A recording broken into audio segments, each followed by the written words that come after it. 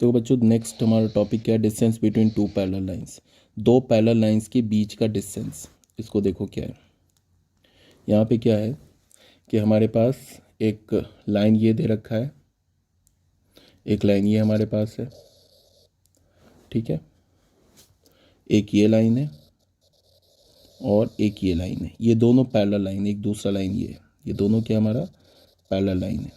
इन दोनों parallel lines के बीच का डिस्टेंस निकालना है, ठीक है। उससे पहले ये देखो कि अगर कोई लाइन पैरेलल हुआ, तो अगर लाइन पैरेलल हमारे पास, तो लाइन का इक्वेशन क्या होगा, उनका स्लोप इक्वल होगा। अगर लाइन पैरेलल है तो स्लोप इक्वल होगा। इसको भी देखो, यहाँ पे इसको भी अलग से देख लेते हैं, distance between two parallel lines.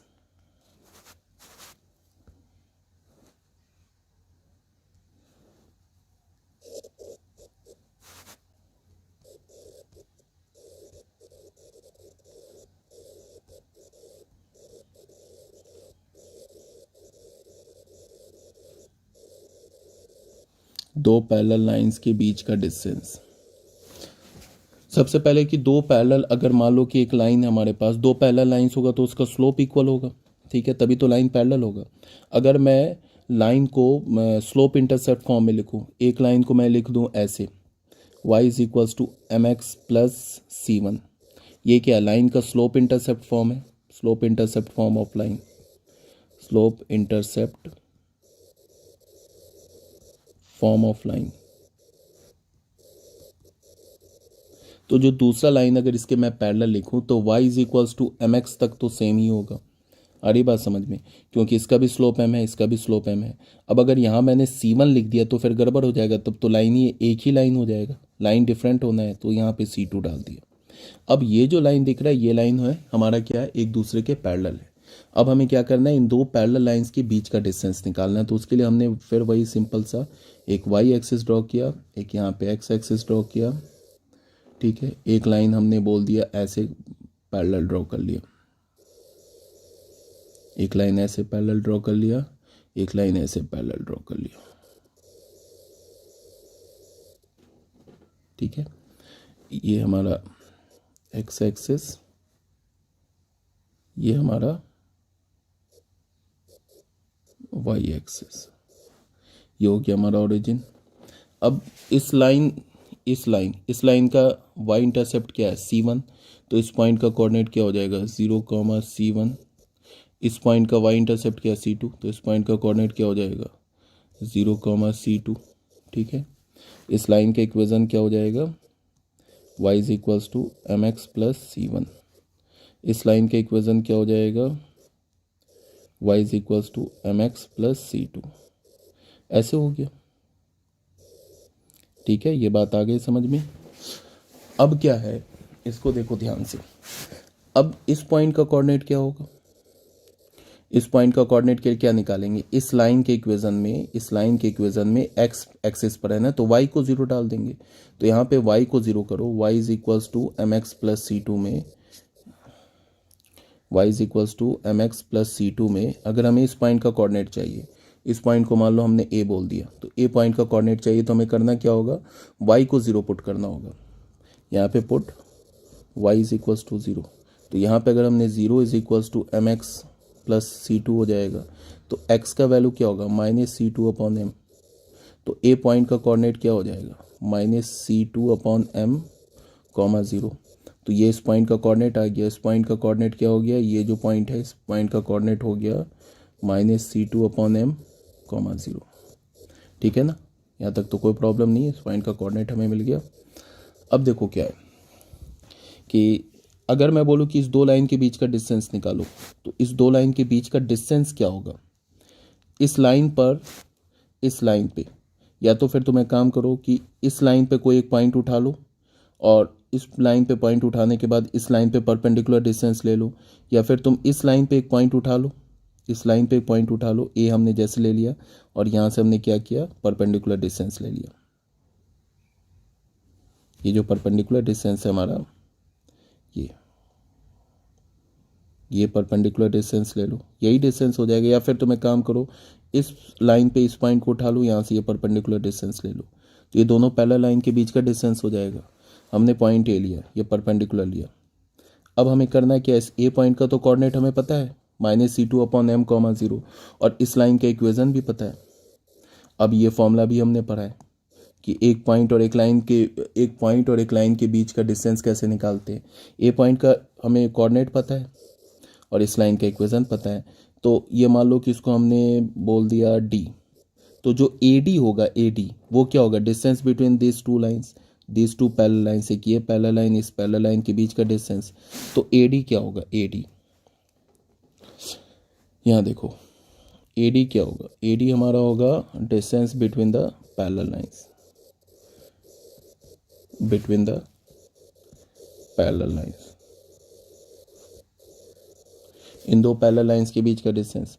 अब इस तुम बाकी सबको भूल जाओ, बाकी इस लाइन को भूल जाओ, सिर्फ इस पॉइंट को देखो और इस लाइन को देखो, इस पॉइंट को देखो और इस लाइन को देखो, और बाकी ये लाइन भूल जाओ, सब भूल जाओ। इस पॉइंट से इस लाइन के बीच का डिस्टेंस कैसे निकालेंगे, इस पॉइंट को पहले इस लाइन में डाल देंगे। पहले इक्वेशन को कैसे लिख सकते हो, इसको पहले इक्वेशन को क्या करना होगा, y को राइट हैंड साइड पे ले जाना होगा। तो क्या होगा, mx - y + c1 = 0। पहले इक्वेशन को इस फॉर्म में रखना होगा, तभी तो डालोगे, क्योंकि जो हमने सॉल्व किया है वो इस इक्वेशन पे सॉल्व किया है ना। कहाँ गया हमारा इक्वेशन, इस इक्वेशन पे सॉल्व किया है ना, तो पहले तो इस फॉर्मेट में रखना होगा। तो हमने रख दिया इस फॉर्मेट में, यहाँ पे रख दिया। अब इस लाइन में क्या करेंगे, कौन सा कोऑर्डिनेट डालेंगे, ये x की जगह क्या डालेंगे -c2/m, और y की जगह डालेंगे 0। तो ये क्या होगा, मॉड लिया पहले m, x की जगह क्या डालेंगे -c2/m, -y की जगह क्या डालेंगे 0 + c1, और मॉड लगा देंगे। फिर root under coefficient of x का कोफिशिएंट क्या m, तो m² plus coefficient of y का कोफिशिएंट क्या है +1, तो 1²। ठीक है, अब ये क्या हो जाएगा, ये हो जाएगा मॉड -mc2/m। अच्छा, m को तो कैंसिल ही कर दो, फालतू का कैरी करने से क्या फ़ायदा। ये m और ये m कैंसिल हो गया, तो यहाँ पे हमें क्या मिला, -c2 + c1 का mod upon root under 1 + m², ऐसे मिल गया। अब फिर हमें पता है कि मॉड के अंदर c1 - c2 लिखो या मॉड में c2 - c1 लिखो, बात तो बराबर ही होता है। Mod a - b mod b - a equal होता है। तो इसको मैं ऐसे लिख सकता हूँ, -c1 - c2 ऐसे लिख दो, रूट अंडर 1 + m²। ये हमारा AD क्या मिल गया, AD मिल गया mod of c1 - c2 upon mod root under 1 + m²। ये क्या हमारा distance between the parallel lines y is equals to mx plus c1 and y is equals to mx plus c2। ठीक है ना। अब देखो फॉर्मूला कैसे याद रखना है। पहली बात कि ये फॉर्मूला आ गया, इसको याद रखना है। याद रखना देखो कितना आसान है। इस लाइन को तुम देखो, पहला लाइन क्या है हमारे पास, y is equals to mx plus c1। ठीक है, इसको तुम कैसे लिख सकते हो, mx minus y plus c1 is equals to 0। ये फर्स्ट लाइन का इक्वेशन है। दूसरा लाइन क्या है, y is equals to mx plus c2। इसको तुम कैसे लिख सकते हो, mx minus y plus c2 is equals to 0। ये दूसरे लाइन का इक्वेशन है। ठीक है ना।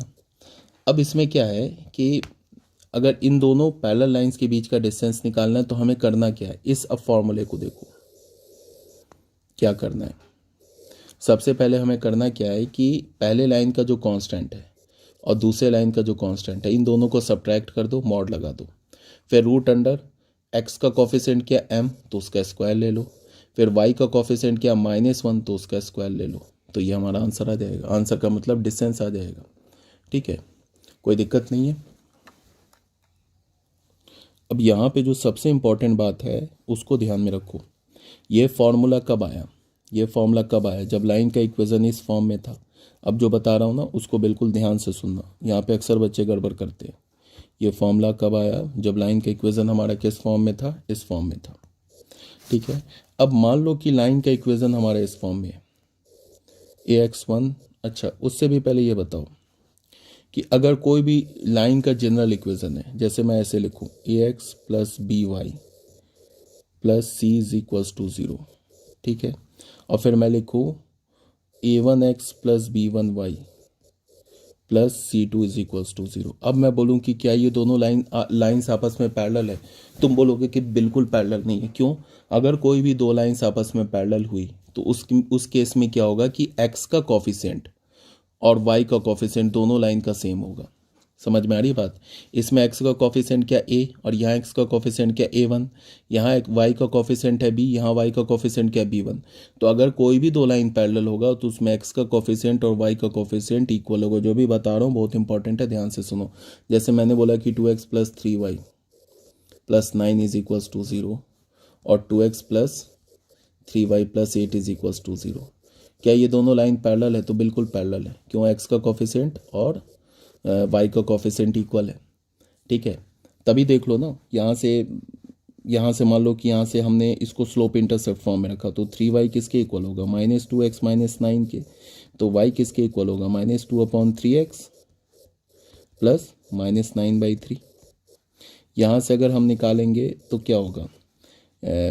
स्लोप इंटरसेप्ट, तो इसका स्लोप क्या हो गया? -2/3। यहाँ से निकालेंगे तो 3y किसके इक्वल होगा? -2x माइनस 8 के, सॉरी -2x माइनस 8 के। तो यहाँ से y क्या हो जाएगा हमारा? -2/3x plus -8/3। तो ये भी देख लो m आ गया, तो दोनों का स्लोप इक्वल आ गया ना। तो स्लोप इक्वल आ गया तो इसका मतलब ये लाइन और ये लाइन आपस में पैरेलल हो गया। तुम्हें याद क्या रखना है कि अगर कोई भी दो डिफरेंट लाइंस आपस में पैरेलल है तो उसमें x का कॉफिशिएंट और y का कॉफिशिएंट हमेशा इक्वल होगा। डिफर क्या होगा, मतलब दोनों में क्या डिफरेंस होगा कि कांस्टेंट टर्म, दोनों का कांस्टेंट अलग होगा। अगर कांस्टेंट को भी सेम कर दोगे तब तो दो लाइन नहीं, तब तो एक ही लाइन आ जाएगा। ये कांस्टेंट डिफरेंट होगा, ठीक है। तो ये आगे बात समझ में। अब मैं क्या बोल रहा हूँ कि सपोज डेट मैंने क्या किया कि ये जो मैंने लिखा ऐसे करके 2x plus 3y plus 9 is equals to 0। उसके बाद फिर मैंने लिखा 4x plus 6y plus 16 is equals to 0। अब अगर मैं पूछूं किसी बच्चे से कि ये दोनों लाइन पैरेलल है तो ये बच्चा क्या बोलेगा? नहीं, पैरेलल नहीं है। क्यों? बिकॉज x का कॉफिशिएंट और यहाँ पे x और y का कॉफिशिएंट डिफरेंट है। बट ध्यान में ये देने वाली बात है कि अगर तुमने इससे 2 बाहर निकाला तो क्या होगा? x plus 3y plus 8 is equals to 0। इसको यहाँ से 2 से डिवाइड कर दोगे तो क्या हो जाएगा? x प्लस 3x नहीं यार, 2x plus 3y, 2x plus 3y plus 8 is equals to 0। अब देखो, अब इस लाइन को देखो और इस लाइन को देखो, ये पैरेलल आ गया। अब जो बता रहा हूँ ध्यान से देखो, अगर मैंने बोला a1x plus b1y plus c1 is equals to 0 और a1x plus b1y plus c2 is equals to 0, ये पैरेलल लाइन है। तो बिल्कुल पैरेलल लाइन है। क्यों है पैरेलल लाइन? ये पैरेलल लाइन्स है। क्यों है पैरेलल लाइन्स? बिकॉज x का कॉफिशिएंट और y का कॉफिशिएंट इक्वल है। तो अगर इक्वल है तो लाइन पैरेलल है, ठीक है। अब अगर मैं बोलूँ कि डिस्टेंस निकालो, distance between the parallel line निकालो, distance between the parallel lines निकालो, तो हमें करना क्या होगा? बात जो बोल रहा हूँ उसको ध्यान से सुनो। मॉड लगाना होगा, C1 माइनस C2 करो या C2 minus C1 upon root under, इसमें x का coefficient a1 square plus b1 square. ये हमारा डिस्टेंस आ जाएगा between the parallel line this and this. But ये फॉर्मूला, अब जो बोल रहा हूँ ध्यान से सुनो, ये फॉर्मूला तभी लगाओगे जब x के कॉफिशिएंट और y के कॉफिशिएंट को इक्वल कर दोगे, तभी जाके ये फॉर्मूला लगाओगे। अगर तुमने x के कॉफिशिएंट और y के कॉफिशिएंट को इक्वल नहीं किया और ये फॉर्मूला लगा दिया तो फिर आंसर आ जाएगा गलत। कहने का ये मतलब है, जैसे अगर मैं बोलूँ कि 2x plus 3y plus 4 is equals to 0, फिर बोलूँ 6x plus 8y plus 9 is equals to 0। अब कोई बच्चा बोलेगा ये दोनों लाइन पैरेलल है, तो बिल्कुल पैरेलल है, ठीक है। देख लो, इससे 2 कॉमन ले लो तो क्या हो जाएगा? ये 2 लोगे तो इसको 2x कर दो। चलो इस इक्वेशन को मैं अलग से बताता हूँ। मैंने ऐसे ले लिया 6x, या फिर ऐसे ले लिया इसको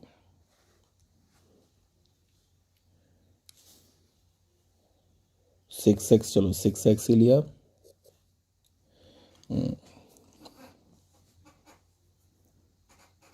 9y plus 5 is equals to 0। अब मैं अगर तुम्हें बोलूँ कि ये दोनों लाइन पैरेलल है, तो बिल्कुल पैरेलल है। कब पैरेलल है देख लो, इससे तुम 3 कॉमन निकालो। इससे 3 कॉमन निकालोगे तो क्या होगा, 2x plus 3y plus 5/3 is equals to 0।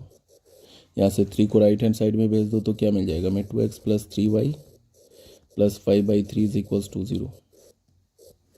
इसको देखो और इसको देखो, यहाँ पे x का कोफिशिएंट 2, यहाँ भी x का कोफिशिएंट 2, यहाँ पे y का कोफिशिएंट 3, यहाँ भी y का कोफिशिएंट 3।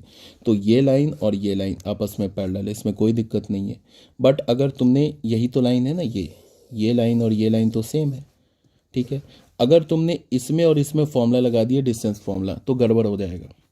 अगर तुमने ऐसे लिया ना, इस दोनों लाइन के बीच का डिस्टेंस अगर तुमने ऐसे बोला, d बोला और बोला c1 माइनस c2, मॉड में बोल दिया ना, मॉड में बोला c1 मतलब 4 minus 5 upon root under 2 square plus 3 square ऐसे बोला, या फिर तुमने डिस्टेंस को बोला इसके कोफिशिएंट को देख के, mod 4 minus 5 upon root under 6 square plus 9 square, तो ये भी गलत है, ये भी गलत है। मेरी बात आ रही है समझ में। करना क्या है हमें, जब भी ये फॉर्मूला लगाएंगे ना, ये फॉर्मूला, तो याद रखना इस बात को, ये फॉर्मूला जब भी लगेगा तो इस बात को ध्यान में रखना होगा कि जो दो पैरेलल लाइंस है उसके x के कोफिशिएंट और y के कोफिशिएंट दोनों साइड से इक्वल करना होगा, तभी जाके ये फॉर्मूला लगाओगे, नहीं तो गड़बड़ हो जाएगा। कहने का मतलब है कि इस इक्वेशन को हमने पहले इस फॉर्मेट में चेंज कर लिया।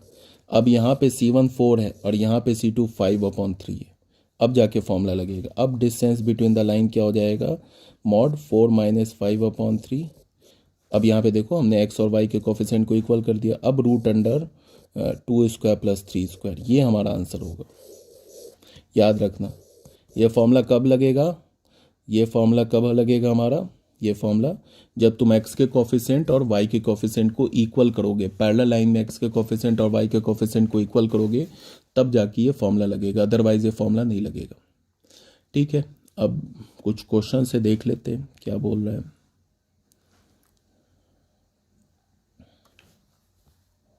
यहाँ पे क्या बोल रहा है ये, अच्छा वही सब दे रखा है यहाँ पे, distance between the parallel line देख लेना, यही बता रखा है। अब ये एक एग्जांपल नंबर 18 देख लो। एग्जांपल नंबर 18 में क्या बोल रहा है, find the distance, find the distance of this point, इस पॉइंट का डिस्टेंस निकालना है फ्रॉम दिस लाइन, इस लाइन से। तो बहुत सिंपल सा है, इस पॉइंट को इसके कोऑर्डिनेट में पहले डाल दो, तो देख लो क्या हुआ, 3 इसकी जगह x कोऑर्डिनेट की जगह क्या डाला, ये 3 डाला, प्लस -4 और फिर यहाँ पे y कोऑर्डिनेट की जगह क्या डाला, -5 डाला, और फिर -26 मॉड लगा दो, फिर root under coefficient of x square plus coefficient of y क्या -4 उसका स्क्वायर, तो 3/5 आ गया, ये हमारा आंसर हो गया। ठीक है, एग्जाम्पल 18 हो गया। अब आ जाओ एग्जाम्पल नंबर 19 में क्या बोला, find the distance between this parallel line and this parallel line. तो जब जैसे ही बोले ना कि दो पैरेलल लाइन के बीच का डिस्टेंस निकालना है, तो सबसे पहले हमने देखा कि x का कोफिशिएंट सेम है, y का कोफिशिएंट -4 है, -4 ऐसे भी दे सकता था तुम्हें, इस क्वेश्चन में ऐसे भी दे सकता था। इस क्वेश्चन में क्या बोलता तुम्हें कि ऐसे करके इस लाइन को ना, इस लाइन को 2 से मल्टीप्लाई कर देता, इसको लिख देता 6x minus 8y plus 10 is equals to 0, ऐसे भी दे सकता। तो ये लाइन और ये लाइन अगेन पैरेलल है, 2 से लाइन, इस लाइन को तुम अगर 2 से मल्टीप्लाई करोगे तो लाइन थोड़े चेंज हो जाएगा, अभी भी ये लाइन पैरेलल है, बट इस लाइन और इस लाइन पे अगर तुमने फॉर्मूला लगा दिया तो गड़बड़ हो जाएगा। ऐसा नहीं करेंगे हम, डिस्टेंस फॉर्मूला तभी लगाएंगे पैरेलल लाइन वाला, तभी लगाएंगे जब दोनों के कोफिशिएंट को, अगर तुमने ऐसे लिख दिया mod 7 minus 10 upon root under 3 square plus of -4 square, तो ये गड़बड़ हो जाएगा, ये आंसर नहीं होगा। ठीक है, तो दो पैरेलल लाइन के बीच का डिस्टेंस फॉर्मूला तभी लगाएंगे जब दोनों के x के कोफिशिएंट और y के कोफिशिएंट को इक्वल करेंगे, तभी जाके फॉर्मूला लगेगा, अदरवाइज गड़बड़ हो जाएगा। इस बात को ध्यान में रखेंगे, ठीक है ना। तो हमें क्या करना है, इन दो लाइंस के बीच का डिस्टेंस निकालना है। एक ये लाइन है, एक ये लाइन है। तो यहाँ पे x का कोफिशिएंट ऑलरेडी इक्वल है, y का कोफिशिएंट ऑलरेडी इक्वल है। अब फॉर्मूला कांस्टेंट, ये c1 हो गया, c2 हो गया, या इसे c2 मान लो, इसे c1 मान लो। तो mod of 7 minus 5 upon coefficient of x क्या है 3, तो 3 स्क्वायर, y क्या -4, तो -4 स्क्वायर। कैलकुलेट करोगे तो आ जाएगा 2/5। तो ये हमारा एग्जाम्पल नंबर 19 भी सॉल्व हो गया। इसके बाद बच्चों ये एक्सरसाइज 10.3 करना, मिसलेनियस जो है ना हमारा एग्जाम्पल, इसको हम लोग नेक्स्ट वीडियो में करेंगे सॉल्व।